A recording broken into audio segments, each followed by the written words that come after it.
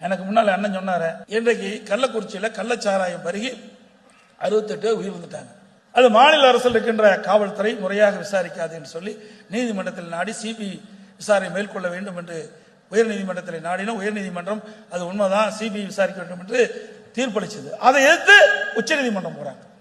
இன்றைக்கு இந்த அரசாங்கம் செயலிழந்த அரசாங்கமாக இன்றைக்கு காட்சியளித்துள்ளது.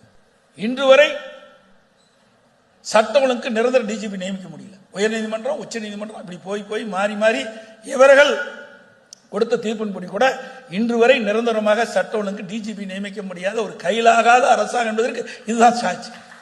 ஒரு நிரந்தர சட்ட ஒழுங்கு டிஜிபி எப்படி சட்ட ஒழுங்கு பாதுகாக்க முடியும்?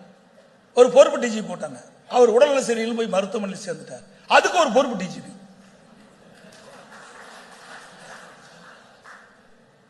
இன்றைக்கு தமிழ்நாட்டில் இருந்து இந்த தமிழ்நாடு அரசு தான் இன்றைக்கு யாரெல்லாம் டிஜிபி சட்ட ஒழுங்கு டிஜிபியை நியமிக்க வேண்டும் என்பதற்கு அது ஒரு பட்டியல மத்தியில் இருக்கிற யூபிசிக்கு அனுப்புறாங்க. மாநில அரசு அனுப்புகின்ற அந்த பட்டியலில் 3 பேர் தேர்வு செஞ்சு மாநில அரசுக்கு அனுப்புறாங்க.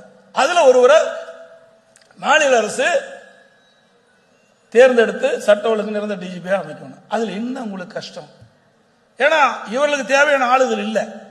இவர் சொல்லுகின்ற சொல்லுக்கு அடிபணியாதவர்கள் இருக்கின்ற காரணத்தினால அந்த நிரந்தர டிஜிபி இதுவரைக்கும் நியமிக்க முடியல. இப்ப உச்சநீதிமன்றம் மீண்டும் உச்சநீதிமன்றம் இப்போ ஒரு கருத்து சொல்லி இருக்குது.